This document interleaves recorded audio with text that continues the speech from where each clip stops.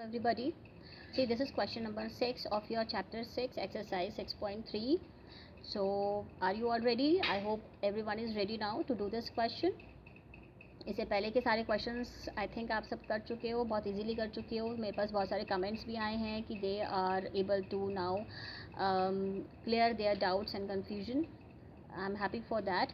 सी question number 6 क्या है. In this figure ABE, in this figure ABE is congruent to ACD. congruent दिया हुआ है, सिमिलर नहीं दिया है. ठीक है, याद रखेंगे.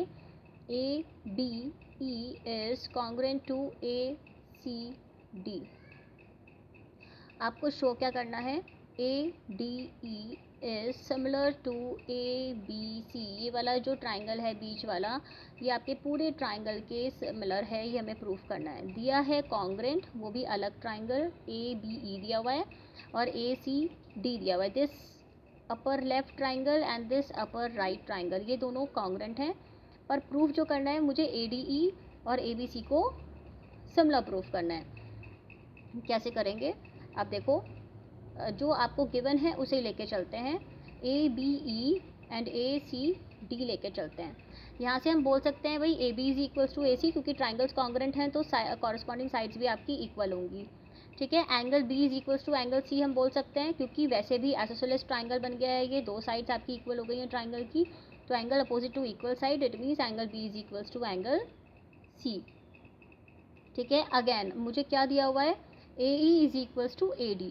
AE is equals to AD. ये कैसे आया आपके पास. देखो ABE और ACD आपका ट्राइंगल दोनों कॉन्ग्रेंट थे, तो ABE से तो हमने AE ले लिया और ACD से आपने AD ले लिया. कॉरस्पॉन्डिंग साइड्स हो गई है, तो ये भी आपको गिवन है. AE is equals to AD. Reason क्या देंगे. Because triangles are congruent to each other. In the same way हम ये बोल सकते हैं, क्योंकि अब इस वाले ट्राइंगल में देखो ज़रा, जब आप बोल रहे हो भाई AE is equals to AD, तो सिमिलर हम वही रीज़न देंगे कि ये दो साइड्स आपकी इक्वल हैं, तो एंगल D और एंगल E भी आपस में इक्वल हो गए. Angle opposite to the equal sides are always equal, क्योंकि आइसोसेलेस ट्राइंगल बन गया है आपका. तो क्या क्या चीज़ें निकल के आ गई. AB is equals to AC, AE is equals to AD.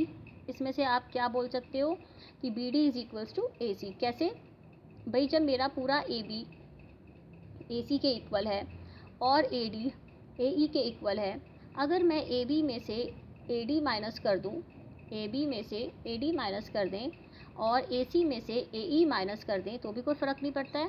ठीक है. तो क्या आ जाएगा. BD is equals to EC. BD is equals to EC. इसका मतलब D और E हमारे मिड पॉइंट्स हैं. D और E हमारे मिड पॉइंट्स हैं. ये क्वेश्चन थोड़ा सा डिफरेंट है, पर इसको समझने की कोशिश करो. D एंड E हमारे पास मिड पॉइंट्स आ गए. जैसे मिड पॉइंट आए तो आपको मेरे ख्याल से वो याद आ गया होगा जो क्या था, कन्वर्स BPT. क्योंकि मिड पॉइंट है तो obviously AD upon DB is equals to AE upon EC. इसका क्या आ जाएगा 1, क्योंकि दोनों मिड पॉइंट हैं, तो AD DB को भी आप AD लिख सकते हो और यहाँ पर EC को आप AE लिख सकते हो. दोनों आपस में कैंसिल हो जाएंगे, ये भी आपस में कैंसिल हो जाएंगे, तो क्या आएगा 1. इसका मतलब इस ट्राइंगल में ये जो DE वाली लाइन है, ये मेरी इन दोनों साइड्स को इक्वल रेशो में क्या कर रहा है, डिवाइड कर रहा है.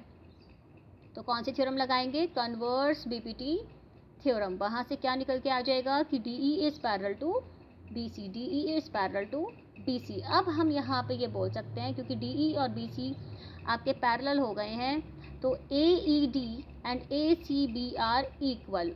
This and this angle are equal corresponding angles. ठीक है. ये सब हमें क्यों करना पड़ा, क्योंकि आपने एंगल A, एंगल B और एंगल C को तो इक्वल बता दिया, D और E को इक्वल बता दिया, पर इन दोनों में तो आपने कोई रिलेशन नहीं निकाला. और जो मुझे सिमिलर बताना था वो ADE और ABC को सिमिलर बताना था. इसलिए मुझे इन दोनों ट्राइंगल्स और इन दोनों एंगल्स में भी कोई रिलेशन चाहिए, इसलिए इतना सारा काम करना पड़ा. तो हमने सबसे पहले क्या किया, D और E को हमने मिड पॉइंट प्रूफ करने की कोशिश करी.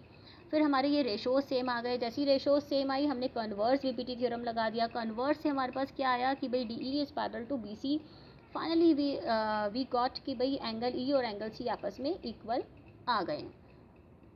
अब हम ये पूरा ट्राइंगल लेंगे जो हमें सिमिलर प्रूफ करना है. ट्राइंगल ADE ले लीजिए और ABC ले लीजिए. अब हम कुछ इसमें बोल सकते हैं. देखो दोनों इस वाले ADE में भी एंगल ए कॉमन आ रहा है और ABC में भी एंगल कॉमन आ रहा है, एंगल ए। तो एंगल ए दोनों में कॉमन आ गया। और एक आप प्रूव कर चुके हो कि इस वाले ट्राइंगल का ये वाला एंगल ADE और इस बड़े वाले ट्राइंगल का this angle ACB are equal. तो by a similarity both the triangles are similar to each other. इसमें बहुत सारे कॉन्सेप्ट्स आपने यूज़ करे हैं। एक बार ज़रा दोबारा से इसका रिकैप देखो तो you will be able to understand. हमने क्या करा, क्योंकि मुझे कॉन्ग्रेंट दिए हुए थे this triangle and this triangle, वहाँ से हमने बहुत सारी चीज़ें निकाली। भाई AB is equals to AC, तो एंगल B और एंगल C इक्वल आ गए। इसी तरह से AD और AE आपस में इक्वल हैं क्योंकि कॉरस्पॉन्डिंग ट्राइंगल्स थे, तो एंगल D और एंगल E आपस में इक्वल आ गए।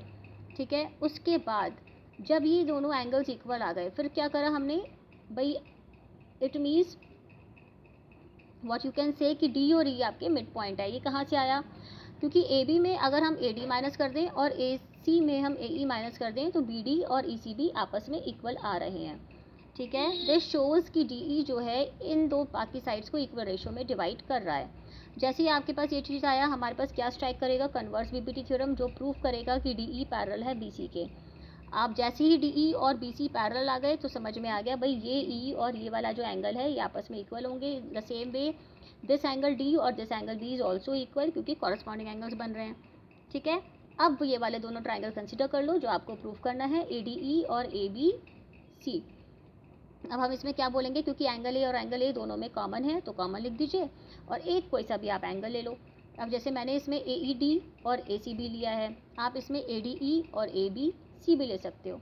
सो by AA similarity both the triangles are similar to each other, right. So try to understand this question.